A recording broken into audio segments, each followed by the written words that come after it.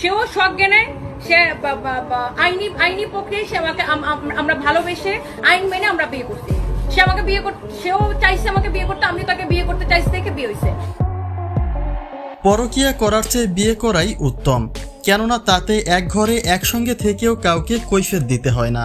স্বামীর মৃত্যুর পরে ফের বিয়ে করে নানা আলোচনা সমালোচনায় জড়ালেও কাউকে কৈফিয়ত দিতে ইচ্ছুক নয় রুবায়েত ফাতিমা তনি।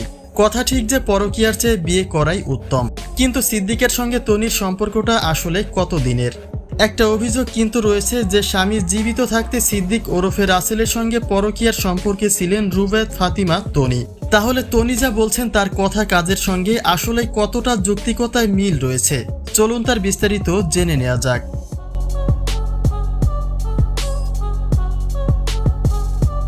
তনি বলেছেন বিগত 7 মাস যাবৎ ধরে রাসেলের সঙ্গে তার পরিচয়, যে হিসেব করলেও স্বামীর মৃত্যুর হাতে গোনা 2-3 মাসের মাথায় ফের প্রেমে পড়েন তনি।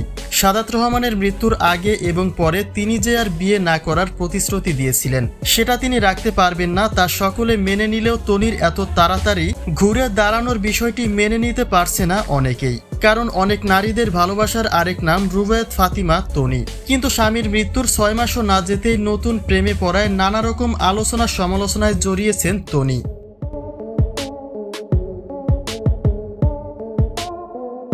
তনি যে হিসেব দিয়েছেন তাতেই তিনি বিয়ে করেছেন আরও 2 মাস আগে, প্রেমে পড়েছেন 7 মাস আগে, আর স্বামী মরেছেন 10 মাস আগে।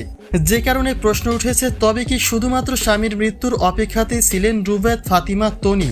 যদিও এসব প্রশ্নের কোনো উত্তর মেলেনি, তবে তনির কাছ থেকে তার শুভাকাঙ্ক্ষীদের আশা ছিল তনি যাই বলুক তিনি যে একা জীবন কাটাতে পারবে না সেটা তো বলার অপেক্ষা থাকে না, কেননা খুব একটা বয়স পার করে ফেলেননি তনি। অতএব একটা নির্ধারিত সময় বুঝে নতুন কোনো জীবন সঙ্গী খুঁজে ফের নতুন জীবন শুরু করবে তনি। কিন্তু তনি যে তার থেকে কয়েক ধাপ আপডেটেড সেটা কেউ বুঝে উঠতে পারেনি।